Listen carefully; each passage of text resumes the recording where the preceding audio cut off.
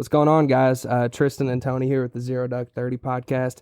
If you've been following us for a while, you know that the app we love to use for all of our GPS and our hunt planning and all that is the Huntwise app.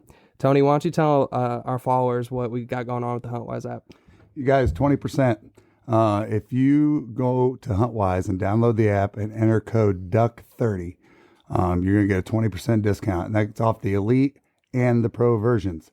And at a bare minimum, just go download it for free and check it out. If you got any questions about it, send us a message. We'll be glad to help you out.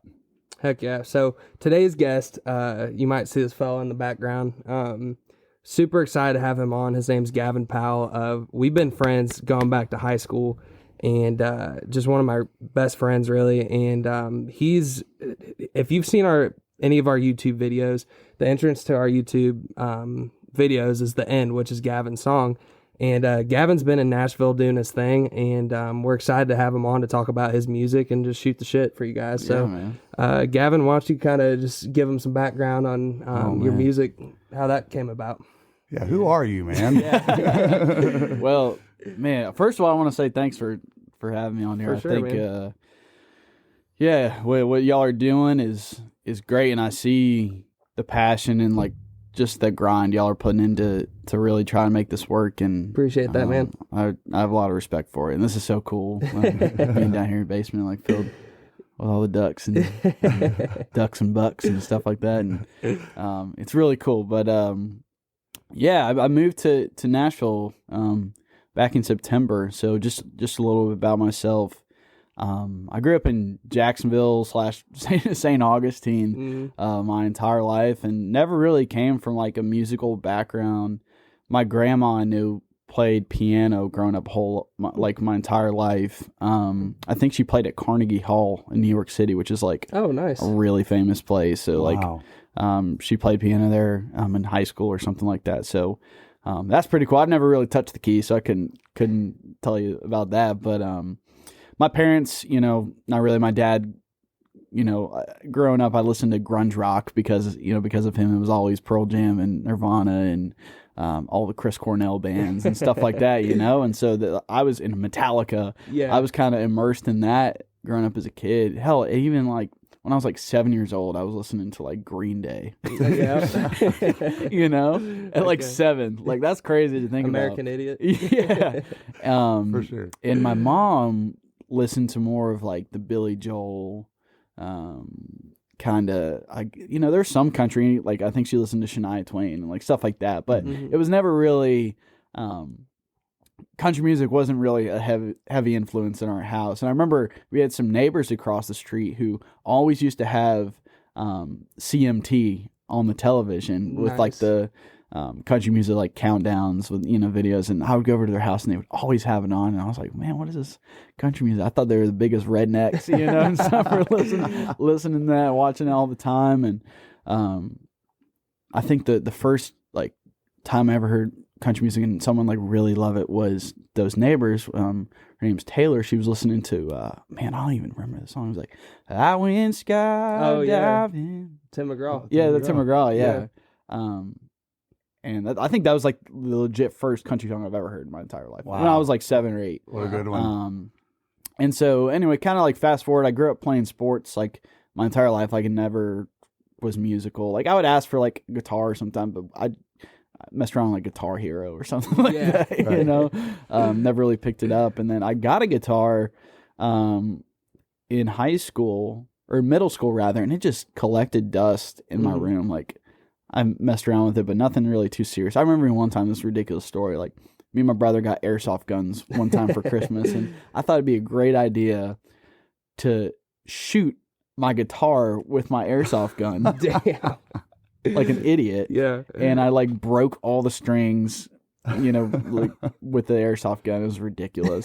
But fast forward later to my junior year of high school, I was like, I actually want to try to learn guitar, like for sure. So my dad's like, all right, like I'll look around and see, if we can get you a guitar. And he started looking on Craigslist, and it's actually the guitar I brought with me today.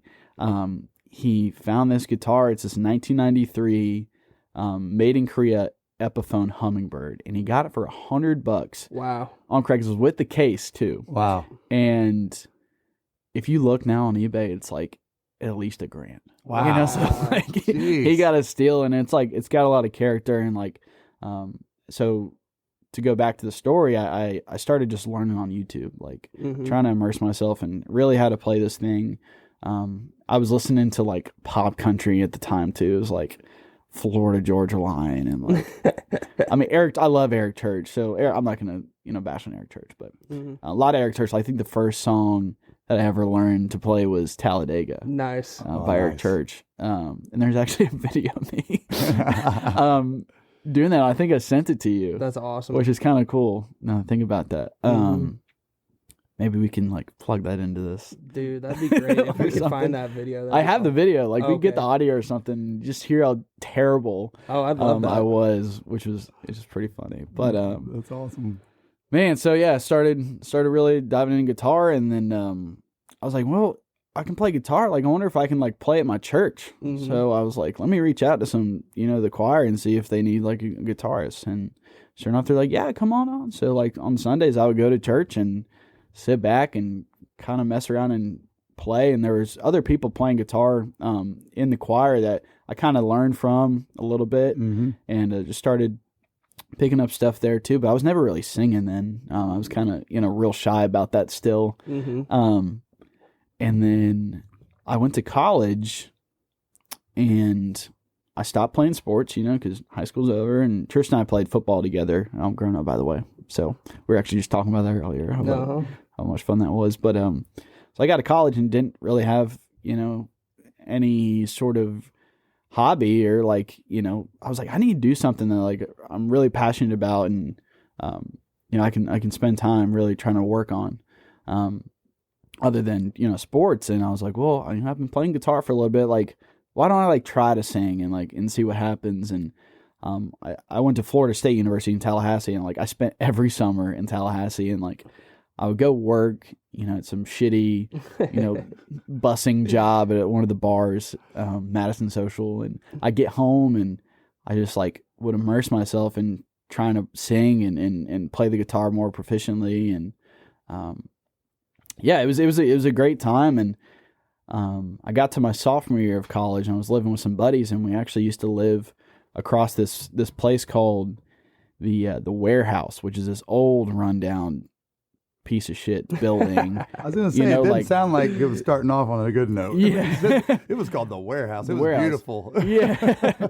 And it was literally like a 2-minute walk from my apartment, and I had heard that they had like open mics there every Wednesday, and I was like, man, one of these days I'm going to go over there and try to do the open mic. Heck yeah. But I never got the courage to do it, and I regret it to this day, man. Like, it was literally like hop and a skip away, and never went over there. But then I also heard that Florida State also had an open mic, and there was one more left of that school year, my sophomore year, and a buddy of mine who was doing comedy at the time, he was like, hey, I'm going to do this open mic, do my comedy sketch. Like, you should come and play a couple of songs. And I was like, all right, like, I'll do it. And so I went there with an original song that I had written at the time. And then I think I played Brent Cobb's Let the Rain Come Down.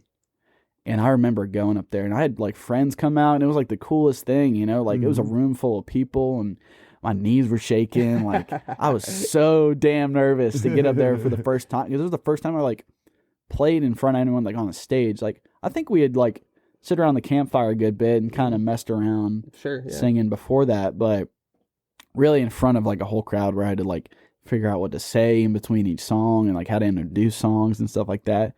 It was really nerve-wracking, and I did it. My buddy Joe Noto was there too, and he was like, he'd been playing for a couple of years at that time, and I remember he was just like a mentor to me. Even though he was younger than me, like he was like, hey, like you can do this better, and I was just trying to like get all the information I could of how can I be better at this and try to grow. And so so I did that performance, and it was great. But we have a video of that too. It was just, you look back on it, like that was 4 years ago. Actually, last week my buddy Jeff sent me a video from it, and he was like, look at this. So it was 4 years ago that I performed in front of anyone for the first time, which is crazy to think about. That like is. 4 years, that's not a lot of time. No, man. it's not. You know, It's not. Yeah, and But you know what? You could Yeah. have started it 4 years ago and did 10% of the shows that you've done, yeah, and not have the experience that you've Right. smashed. I mean, you've just taken the bull by the horns, Mhm. you know.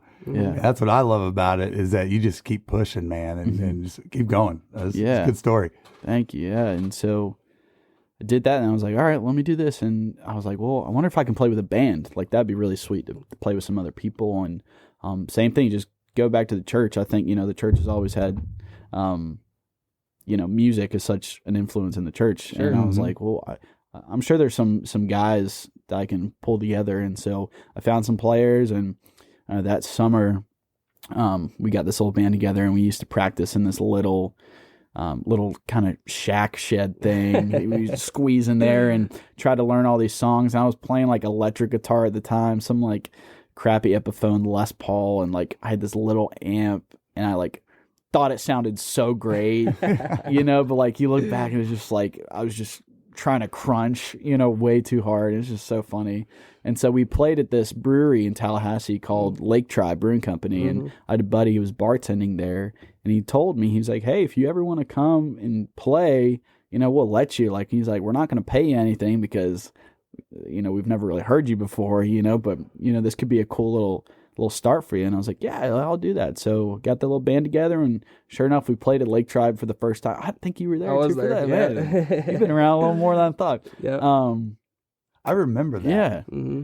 Yeah, it was crazy. And so we played at Lake Tribe for free, and had a whole bunch of people come out. And I got a picture of that actually somewhere. I'll try to find that. yeah. So that was really cool. And they had me back a couple more times, still playing for free, playing for tips, and just trying to cut my teeth that way. And then that band ended up breaking up, and I actually started getting plugged in with some fellas in the music school at FSU, which was a whole nother move. And I was like, oh yeah, there's a music school at FSU. There's got to be great players there, Sure. And so found some really good buddies of mine, like Jonathan Hartsfield and Mason Palanti and Ian Lau, and we started this band called Auger Ridge, which was really cool. And that was like my first like endeavor of trying to record my music. And so we recorded a project that way.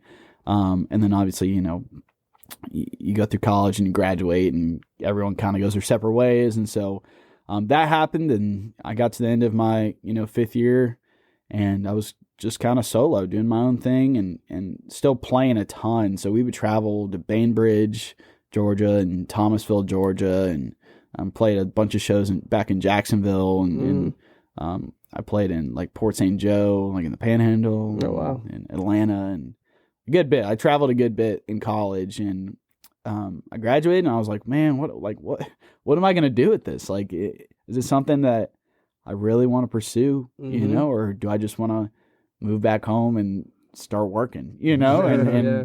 I really wanted to figure that out. And I was like, man, when I'm on my deathbed, like, I don't want to have any regrets, I was For like, sure. I feel like if I didn't move to Nashville and at least give it a shot, like, I would have regretted it my entire life, you know? Sure. Totally agree. And, it's just crazy. So, I moved up there in August or September, and it's been great. I've met a lot of fantastic people and been writing a ton of new material and playing a good bit.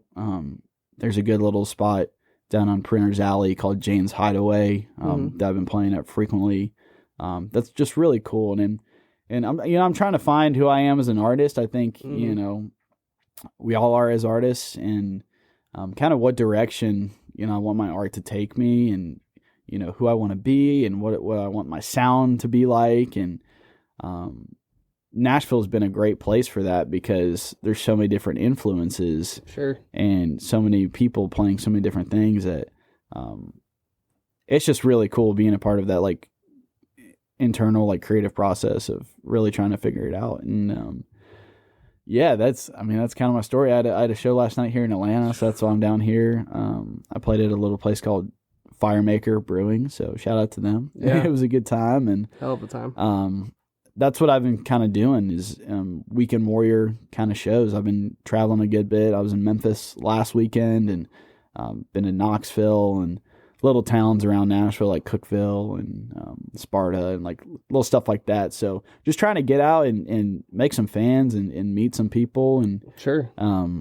just trying to get my face, out there, man. And yeah, that's a little bit about me, I guess. I'm curious, Gavin. Yeah.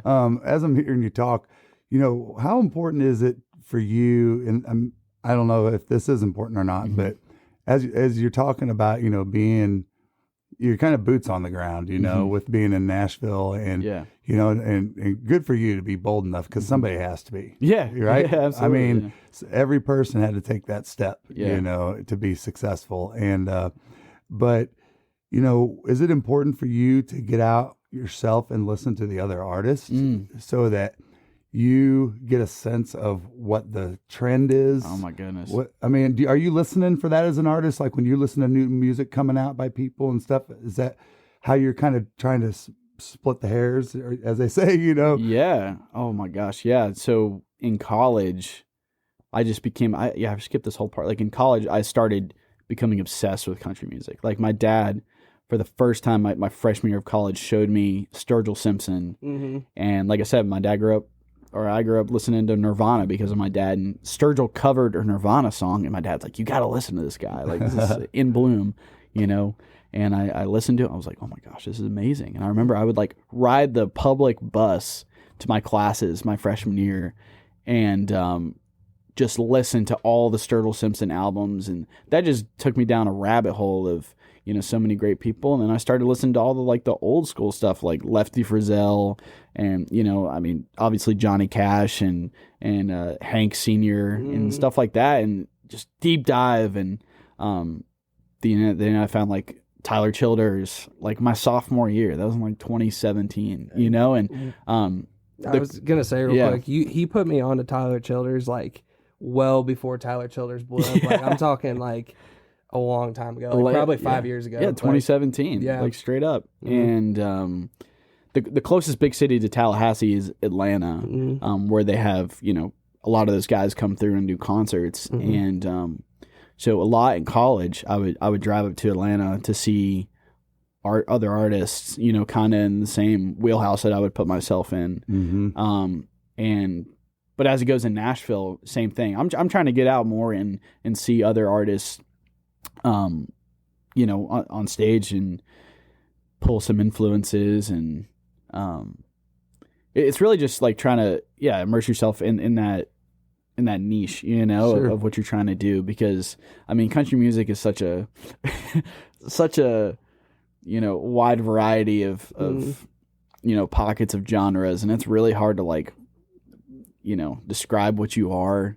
So that's tough, but I don't know. Yeah, I've really, it's important to see other artists and listen to other artists' albums if they come out. Like I'm always looking on Fridays for like, who are the other artists in my genre that are coming out with stuff, and just seeing what they're doing. And that is important. That's a good question. Yeah. Oh, cool. Heck yeah, man. And I know you're itching to. You were telling me to get in the studio to record some of the new stuff you got. You just got stacks of songs. Or what? Yeah, I've been writing a good bit.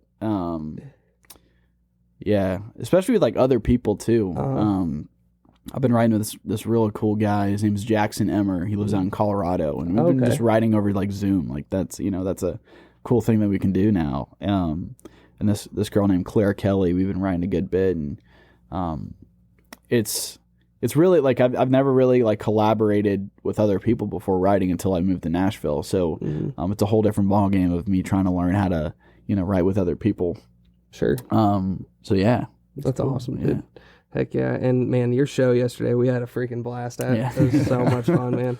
Because I hadn't seen you play since, me and Katie were just talking about it. It's been a good bit. It has been a good bit. It's been like probably a solid like year and a half, 2 years. So it was good to see you play yesterday. It was fun. Yeah, no, it was a blast. Yeah, it's funny that, Gavin. Outside of my living room. Gavin's talking about finding himself, and y'all look him up and listen to him, because to me, he's already found himself in his own sound. He's got a very, you got a powerful voice, dude. It's incredible. Yeah. You came on, this is just from the outside looking in, I saw you just a 15-second commercial on me seeing Gavin progress, was, all right, Gavin goes out and smashes people on the football field and lifts weights 20 times his body weight and does all this stuff.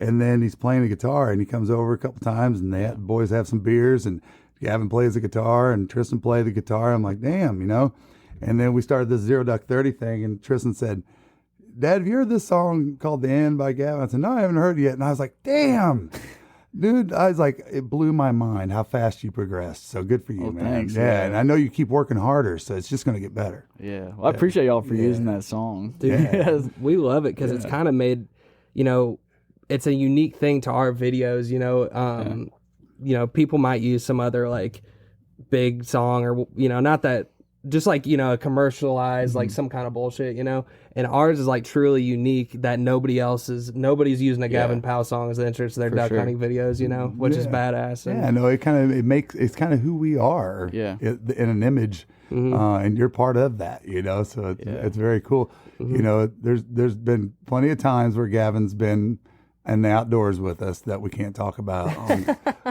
podcast today. But anyway, Tristan, go ahead, or Gavin. Well, man, speaking of stuff in the outdoors, man, Gavin we got stories, man. Gavin was part of the Great Beef Stew incident. Should we talk about it? Dude, we got to talk about the Great Beef Stew. Was that 2018 or 2017? 2017. Was that 2017? Great Beef Stew incident in 2017. Yeah. You want me to tell her, or you want to tell her? I mean... Well, so basically, I was the one who got killed, basically. Well, let me set it up. Yeah. I'll set it up.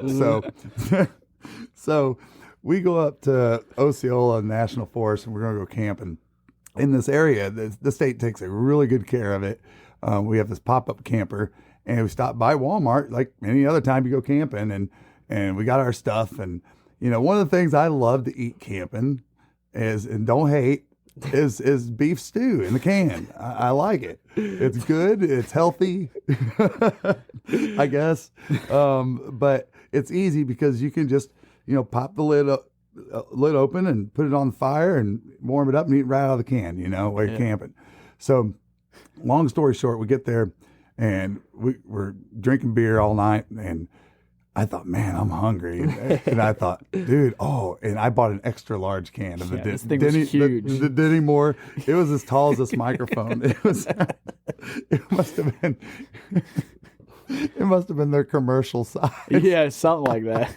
Like the big jars of mayonnaise, but this was giant can. Well, anyway, it's this big old can of Denny Moore stuff. And so I go get it. I was like, yeah, and we go over and I put it on the edge of the fire, and we keep drinking beer. We're rocking out, drinking beer, whatever, shooting our bows, I think, in the headlights of the truck. And like, you want to take it from there? No, I know exactly what happened. So Tony goes and gets his beef stew, puts it in the fire, like doesn't think about it, whatever. And then y'all are like, let's go shoot shotguns. Do you remember that? Yeah. Oh, yeah. Let's go shoot shotguns. So, before it gets dark. And we're like, all right, let's do it. So we took your truck and went down some of the roads or whatever. And we stopped at a spot and we're just shooting your 12 gauges and everything. And and you're like, all right, let's go back. And so we get back to the campsite. It's dark as shit. We're just sitting around drinking. And I think y'all were like up and I was the only one sitting by the fire. And all of a sudden, this can of beef stew explodes. Explodes right in my damn face. I'm like sitting like 2 feet from this damn fire. So imagine just hot ash and hot beef stew fucking exploding everywhere. Thank God I was wearing jeans and a long sleeve t-shirt because I got covered in hot ash and beef stew. And damn, thank God nothing like the metal didn't, cut me or something. I was crazy as hell. I swear it was like you would really feel like when a bomb goes off. It goes like you felt this suction out of the air first. Like it's like boom. Yeah, it was, man. And I PTSD from it. Dude, it was louder. It was louder than any backfire from a car. Louder than any shotgun or bazooka I've ever heard, dude. And so we look. It blew didn't we fall? You guys fell backward in the chairs, I think. Or Drew did. Somebody fell back. Well, we look up, and the chairs. I guess Drew was sitting there with me. The chairs are on fire. Yeah, the chairs was burning. There was little pieces of coal and beef stew burning everywhere. And dude, I look up, and the whole side of the pop-up, the whole side is just covered in beef stew, carrots, and pieces of beef, and potatoes all stuck in the netting, just all over, dude. And Drew was so drunk. I look over, he didn't even notice. He had burn holes. Yeah. Like all the way through his shorts. So funny, dude. And he didn't even notice it. And he's been known to still wear those shorts, but I still have 2 of those red chairs, and so every time I pull them out, I go, excuse the holes. This is from the Great Beef Stew Incident of 2017. So that's that story. Man, I'm glad we got to share that with you all, because I didn't plan on talking about that today, but like, we probably would have never brought that up on the podcast. No. And just to be clear, you know, when we did shoot the shotguns, it was before we drank beer at a public range, and then we came back and drank beer with no shotguns. Yeah. But we did have bows, and we were shooting bows in the headlights at targets. Heck yeah. Yeah, but that was a hell of an experience. And remember that time when we went up to Osceola and did the 4-wheeling? That was a good time. You had you still had you had the Toyota. You just got the Toyota. Yeah, we did a little bit. Just riding some we trails. didn't get crazy. Yeah. We just went. You know, there was pretty much flooded out. Oh yeah. And we were just going like through that mosquito larvae infested areas, through the swamps and stuff. Nasty. I remember we woke up one morning and there was like larvae falling from the damn trees, and like it was getting everywhere, like itching like crazy. You're like, what is going on? It was ridiculous. Oh man, Florida's a different beast. It is, man. It is. We were just talking the other day with on Buck Gardner podcast, on their podcast, and he was asking us, you know, what's it like duck hunting in Florida, and asking us about alligators and stuff, and we're like, oh yeah, they're there. They've eaten our ducks. I bet, man. It's wild, bro. For sure. But so Jacksonville Sunrise EP. Yeah, so, y'all got that up there. Yeah, man. So that came out in 2021, right? Yeah, October of 21. Heck yeah. So yeah. Heck yeah, man. There's some bangers on there. Yeah. The Jacksonville Sunrise, it was it's the title track. So there's a song on there, obviously, called Jacksonville Sunrise. And, it was inspired by the first time I brought my lady home to meet my parents. Yeah. So brought her home to Jacksonville, and because, you know, her family lives in Tampa, and we were at school together, and so things were getting serious. I was like, you should come home and meet my parents. And so, you know, did. And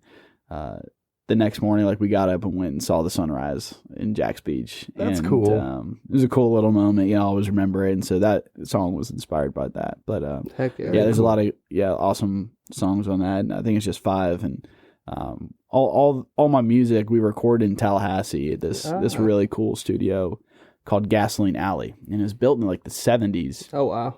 So it's like super vintage, and, you know, you could tell like a lot of drugs have been done, you know, in the studio, from all the hippies back then and everything. And we recorded everything pretty much almost live. So especially for Jacksonville Sunrise EP, like, it was me, a backup singer doing harmonies. Her name's Lola, and then we had Holly Riley on the fiddle. Who's in Montana. She lives in Montana now, but she was at FSU getting her doctorate in ethnomusicology. Wow. Crazy. So super blessed that I was able to, you know, play with her.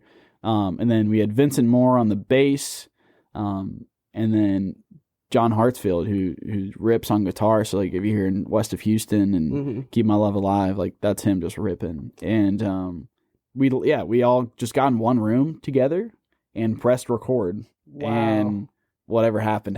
Wow. So I gotta ask, like, now that you're in Nashville and everybody's gone in their different areas, I know you're wanting to record soon. Yeah. So, like, how do you go about putting together your team of people to record with you in the studio? Like, that's a great question. Yeah. So, I mean, you can go to about either 2 ways. You can, you know, record with hired guns of people you've never met before that are just like fantastic players, and you know, if you're working with like a specific producer, the producers usually got, a phone book of people that he likes working with, for instance. So you could go about it that way, or I could, some of the cats I've been playing with in Nashville already, I could just be like, hey, do you want to play with me? You like on this next record? And, Nice. they'd probably be like, yeah. And so we all get in there. So it really just depends of kind of like what approach I want to go for. Mm-hmm.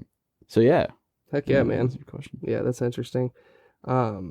So, and you're wanting to, do you kind of have like a target of when you're wanting to put out a new album, or like when are you thinking, as soon as possible, or what? Maybe. There's some life events that they're happening Sure. soon. So I assume that we're gonna start recording probably in the fall. Yeah. So probably around the fall, August or September, and then however long it takes for stuff to happen. Probably in 23 we'll have something new out. But yeah, I've got a lot of songs that I'm itching to get out there, man. Are you looking to keep it in like the EP format where it's like 4 songs, or are you gonna do like a longer kind of project this time? I'll probably do a longer project and try and get a label actually to release it. So I'm gonna be doing like a lot of pitching and making it a real deal, and eventually get some vinyl and stuff like that. Heck yeah. Be killer. So yeah, we're gonna work on that real soon. But yeah, trust me, I'm itching. Nice. Like if I could put out a song every day, I would, all year long. But yeah, it's a process, and I want to make sure that we're gonna do it right. So get all the songs crafted perfectly, because it's kind of funny. Like in college, I'd written like everything you hear on on Spotify and Apple and all that, all my records. I wrote like by myself. Wow. And at the time that I recorded them, those were like the only songs I'd written. So like now I have like a good bit of songs that like I can pick and choose from. Yeah. So that's better, and like you can be more flexible of like, okay, what's like the actual like best song, like out of this group of 20, or something. Sure. And but back then we kind of just were like, yeah, this is what I got, so let's record it. And like turn out, I love my old songs, but yeah, we're definitely gonna try and make it a little more, intentional and polished, and get it going. So man, one of the things that I like love seeing yesterday, compared to when I had seen you last, and just the music you put out over the years with Auger Ridge and then as yourself, is I can tell such a difference in your vocal range, man. Like your high and low end is just getting so good. Like, not that it was bad then, it's just you can tell your it growth. was bad. Nah, man. But your growth has just been crazy. So you can definitely tell you are working at it, Yeah. I mean, I think it just came with experience and like gigging experience. Like we can go back and listen to my old videos. Like, I mean, I'll be honest, I sound like crap. Like I did, but I just didn't have the experience, and like playing live in front of people and really trying to gauge like the room I'm playing in with like the echo and reverb and everything like that. And just, the repetition of singing the songs, and really just, and finding my voice too was huge, because I didn't know what my like true voice was when I first started. Like I was trying to be this like real like kind of like put as much like dirt and gravel in my voice as I could, because I thought that was like the cool thing to do. And then I realized like, no, I actually have like a great like higher register that I can really work with. And I was like, I don't need to be growling all the damn time. Like at some points like it's great for a little more harder stuff, but like so I really just through repetition and through experience kind of found my voice, and how I can use it to the best of my ability. So yeah, man. Heck yeah, man. So I got a question for you. So let's just talk about a minute. We're all about the reality of everything here, Zero Duck 30. So let's talk about the reality of, you go in to do a show. What are some of the challenges, some of the hurdles that you have to face as a guy on the road? Outside of just the normal things like a flat tire, or you don't or you don't feel good, or all those types of things, those are things you can't control, but but like you get to a crowd that's tough that night. Do you have to feel like sometimes you have to turn it up a notch on your showmanship and things like that? Absolutely. And talk about that, like what you've learned with all those performances.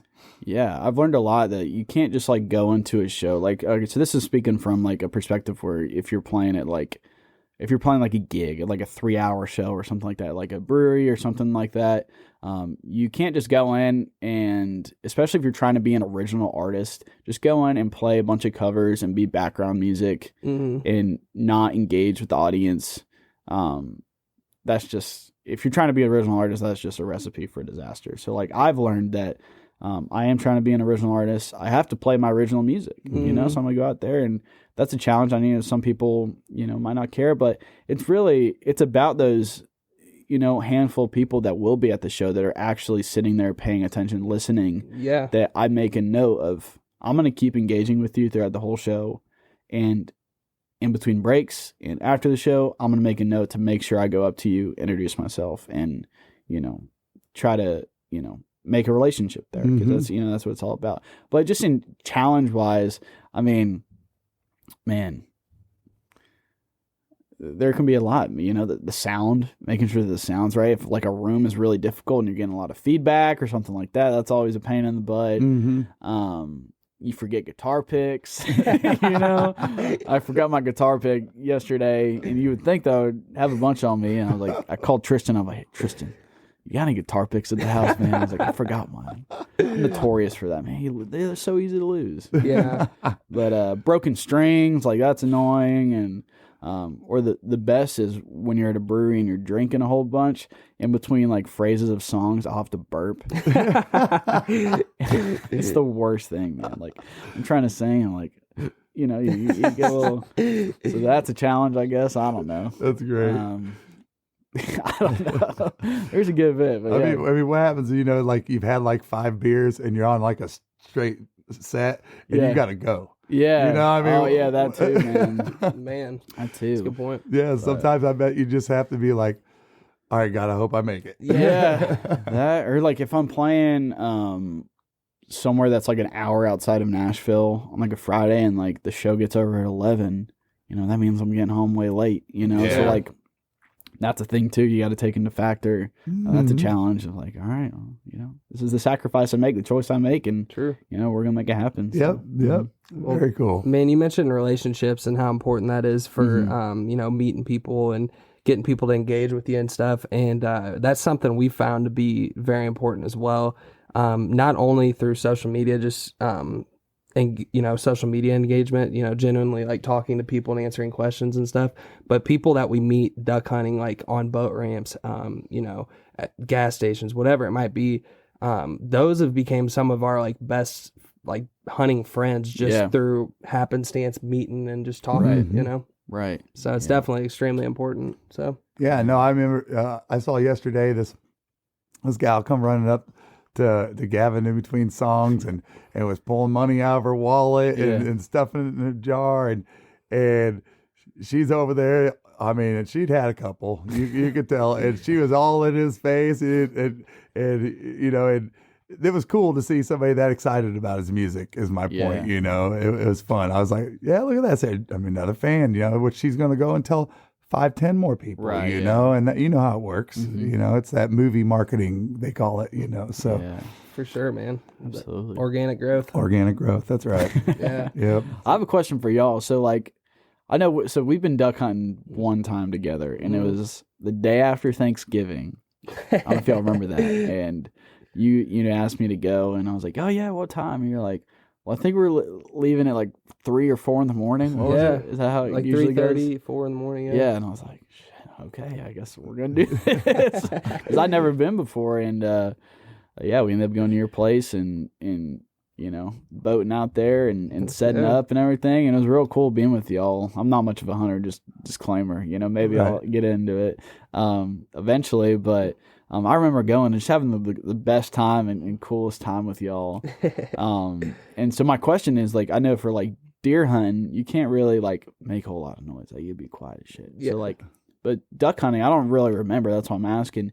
Can y'all like be loud and like play music and like stuff like that, or do you try to be more stealthy? I don't know. I mean, as far as anything, I mean, if you're seeing ducks and they're starting to get close, then yeah, you might want to be quiet. But if you're just chilling and don't see them, I mean, not going to hear it. It's not Yeah. like deer hunting. Like deer can hear you several hundred yards away. Yeah. And you can't be making any noise like Right. you said. But that's one of the nice things about hunting is that you can sit there and talk like we are, and you see some ducks coming, you start blowing the call. Right. But Yeah, or that, or we get the grill going, get the percolator going, There you some go. coffee, Yeah. get some sausage, some eggs going, And You can't really do that in a deer stand. can you? no. Well, I guess you could. That's all you're gonna do is eat. The deer probably smell the food too. But there's some guy out there, guaranteed. There's somebody out there, a gal, that's they'll watch this and they'll be like, I've cooked eggs all my life for my deer stand. yeah, If you play the wind, Yeah. that's all that matters. I'm sure. And he's got a high-powered rifle, and he's never shot a deer less than 100 yards away. yeah, that's the stipulation to that. But that's funny. But That's funny. One more question. So, what's y'all's go-to like battle song for like duck hunting? Like you're like getting ready to go and like, or a couple songs. I don't know. Like, what's one song that you're like, I'm listening to this and it's getting me like in the zone? Dude, that is such a tough question. I'm trying to think of one that I was really like into during this season. I'll tell you, I'll go ahead and answer. I thought, and it was not this past season, but the season before. Yeah. And it was Jason Aldean. They don't know. Okay, nice. They don't know. And it's just, I don't know, it just, you spend a lot of time in the outdoors. Yeah. So it kind of puts you in those roots, Yeah. and it's just relatable, Mhm. so. That's cool. Man, I don't know, dude. There's some fun ones like 24/7 Hunts, a company that they put out their own like rap music as duck hunting, dude. And some of it's good. Like there's the song 60 Days that I love. That's funny. But man, I don't know, the song that resonates with duck hunting season or hunting season this past year. There's always a song that I'm listening to a lot during that time frame. And the one that I really like is called Red, White, Camo, and Blue. And it's Dylan Carmichael. Oh, Dylan Carmichael. Yeah, he's yeah. great, man. And it's just just being genuine and being in the outdoors and working hard and that kind of stuff.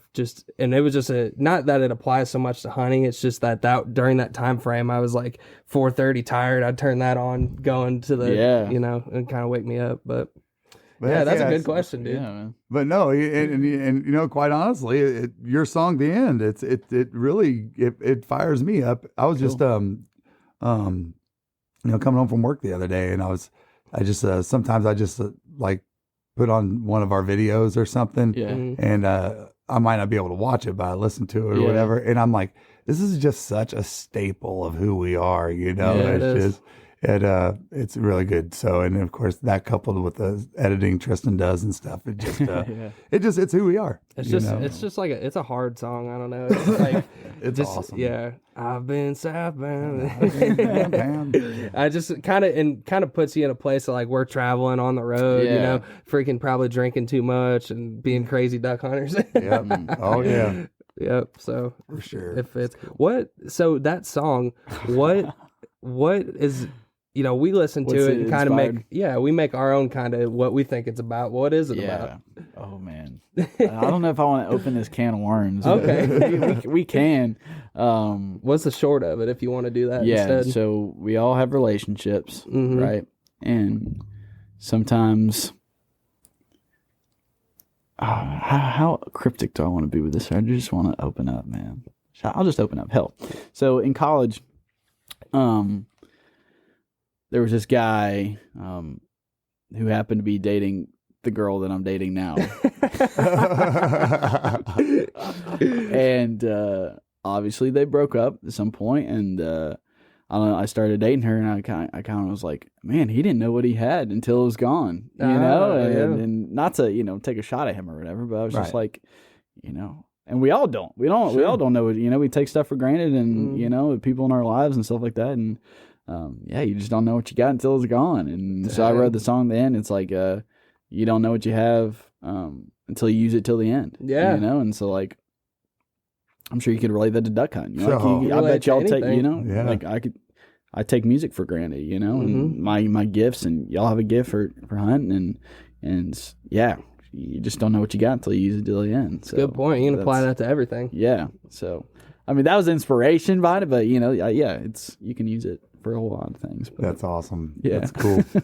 Heck yeah, man. Well, hopefully we can get you on a duck hunt one of these years. It's one of the things we talk about a lot is how hard it is to get into duck hunting if you don't have somebody to like help you with it, because if you just the bare minimum trying to get in as cheap as possible, you're going to be in $1,000 probably. Really? Okay. And I mean, and it just goes, you could be in probably $1 million if you switch the high end of it, you know, but it's hard. And then the regulations and stuff. So that's part of the thing we're trying to do is just make it where we can help explain to people. And, you know, if people ask us questions, we want to help out and show them, you know, how to get into it. So, yeah, absolutely. Yeah, we'd rather be that resource for somebody that, or be a field example of doing things the right way, so that, you know, if they came and asked us 2 questions about how to go scout on the certain state's public land or something like that, it's just going to make them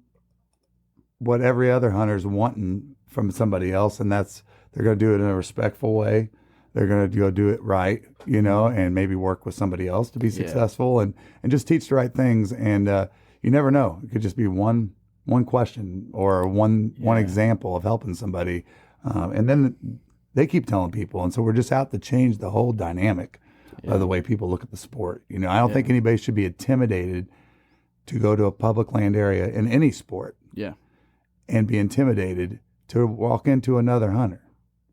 You know, now if you're doing it right before sunrise, shame on you. I'll punch you in the face too.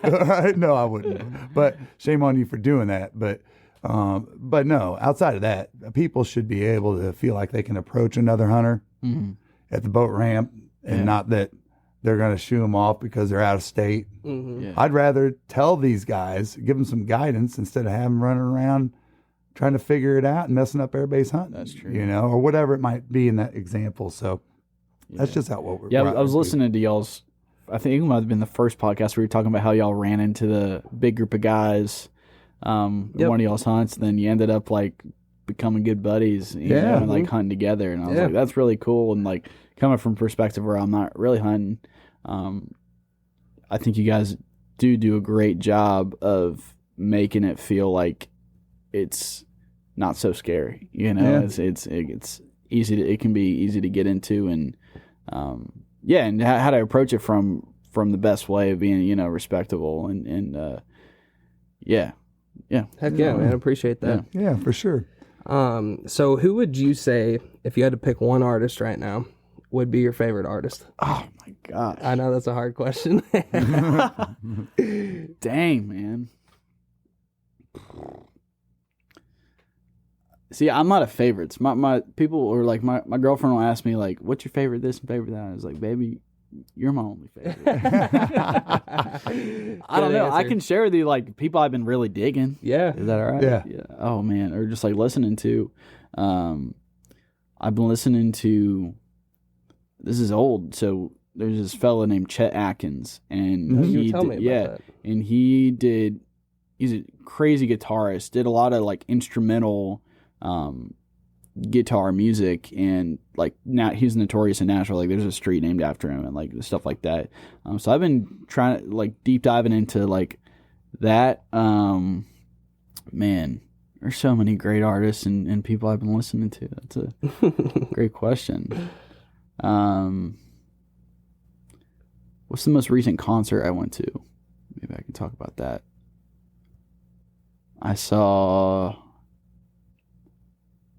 this girl named Bella White. Okay. Y'all should look up Bella White. Okay. She's bluegrassy, and she's from Canada, and she oh man, she kills it. That's awesome. Big influence there. Charles Wesley Godwin. Okay. He's really great too. You should check him out.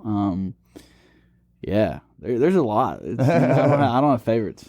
So I don't know. That made me think of another question. So, being that you've been an artist through COVID, what has been some of the challenges as far as like playing shows? Because I would imagine you've probably still Florida obviously is a place, luckily, that didn't freaking government overlord shut everything down, and thankfully as an artist in Florida at the time, or if you were, you could get out and play these shows. So kind of just talk about the challenges of COVID, if you've had any in Nashville or or Florida. I mean, since I moved to Nashville, there hasn't been really a lot of COVID's been eased up there. But when it first started, I mean, I remember I wasn't even playing at all. Like that summer, the first summer of COVID, like I wasn't playing. I was doing like live streams and stuff like that, you know, and doing that a whole bit. And but nothing, thankfully, knock on wood, nothing too crazy. You know, I haven't really had many shows like canceled or anything like that because of it. And yeah, Nashville's pretty much, you know, opened up for the most part. And, not a lot of issues. Cool. I'm sure for hunting, like COVID doesn't live in the woods, right? No. So. Yeah, it's been great for hunting, honestly. That's what I'm saying. All right. So, you know, one of the things I wanted to ask you before we got off of here, and I don't know if Tristan's got more questions, but so favorite place to eat in Nashville? The favorites again. Best barbecue, Martin's barbecue. Nice. Damn. Yeah, I would just say Martin's. Go to Martin's. All right. The best place. The best place to eat. Yeah. And here's the second question: Biden or Trump? Oh my gosh! I thought we were going to talk about politics on That's here, all we're man. going. That's all we're doing. Trump. Power to the Trump. So Gavin, why don't you tell everybody like where we can find you? Yeah. All those platforms and all that. Where can we? Find you? You can follow me on Instagram, TikTok, Facebook. It's just Gavin Powell Music. It's Gavin with a G and Powell with a P. Heck yeah. And as far as some of your upcoming shows going on, I know you're coming back to Atlanta July 3rd. Yeah, we can talk about that. Yeah. Talk about some of your upcoming shows. Yeah. Well, for sure, Atlanta, July 3rd at Piedmont Park at this place called Park Tavern. Nice. They're doing this thing called Sunset Sessions. And Sweet. they have a ton of artists from across the country come in for it. So really excited for that. So July 3rd, doing that. And I'd honestly have to look at my calendar. I know next week I'm actually going home. So nice. I'm excited to spend some time with the family. I haven't been back home since Christmas. So it'll be cool. a good time seeing them. But yeah, just come out. If you're in Atlanta, come out to July 3rd at Park Tavern. Heck yeah. So, and definitely if you're in the close to Nashville area, definitely check your boy Gavin out. Yeah, in 2 weeks, if you're in Nashville, I'm playing at Jane's Hideaway. Like, I don't know if I mentioned it, but I think so. On that Friday in 2 weeks, I don't know the exact date, but I'm playing there from 5 to 7. It's a cool little spot. So yeah, Cool. You can find all my show dates at either gavinpowell.com or I'll post about it on my socials. So heck yeah. Yeah. Well, man, this was solid, and I'm glad we got to dive into some of these things because even being, you know, your friend this long is just some of the stuff we just don't get into, and some of those deep dives today were fun to talk about. You know, absolutely, man. Appreciate y'all. Was he?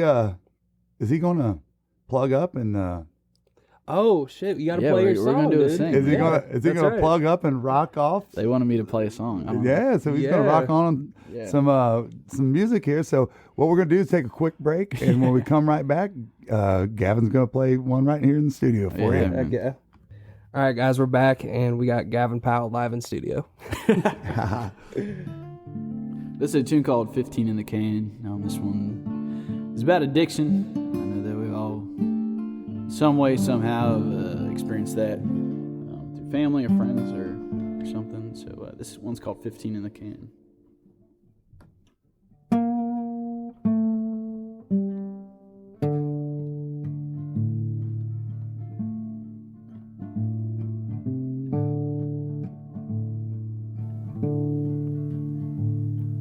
I can't put it down, I can't pick it back up.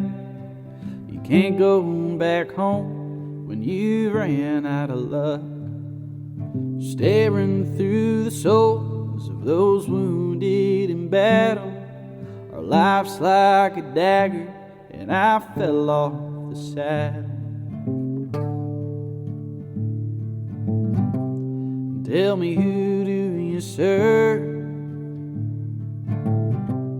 Tell me, who do you serve?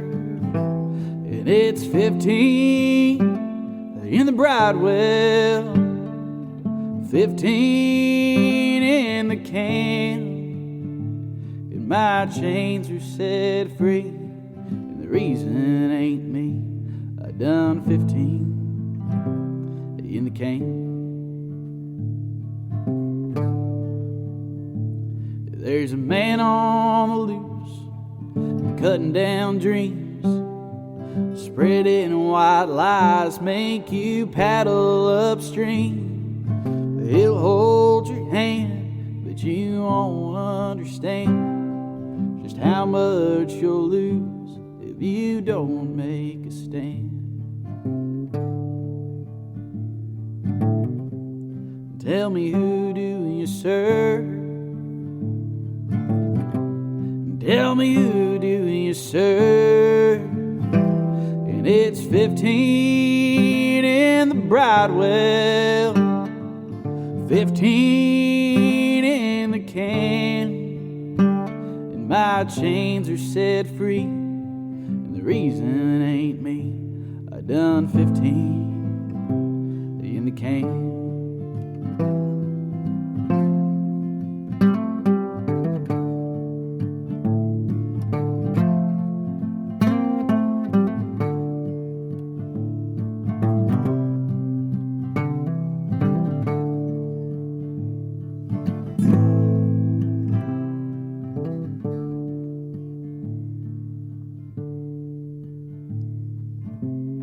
Bound for glory is what I am. The prison walls are painted with the blood of the Lamb. Paradise is waiting, I can see it all around. Trimming my wick while the trumpet sounds. Tell me, who do you serve? Tell me, who do you serve? And it's 15 in the Bridewell, 15 in the can, and my chains are set free, and the reason ain't me. I done 15 in the can, and my chains are set free, and the reason ain't me. I done 15 in the cane.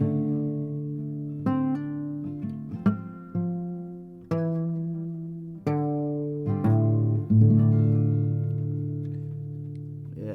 Damn, son. Wow, man, Thank you. dude. Woo. That was Shit. beautiful, dude. Thank you for playing that. Yeah. That was so good, man. That was awesome. Thank you. I know That our was followers too that haven't seen you, they're gonna love that too. Yeah, absolutely, man. Yep. So you guys got to go. Gavin Powell Music, man. Look him up. Go download his stuff on Spotify, and give him a follow and see where he's going to be next. Yeah. Heck yeah. Thank y'all for having me. Absolutely, man. Thanks for taking the time to come on. It was an absolute blast.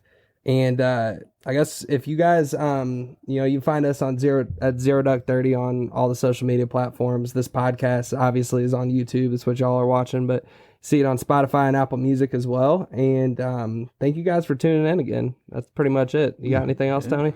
No, I don't. Be All right. safe out there. All right, y'all. All right, peace. Go Knowles.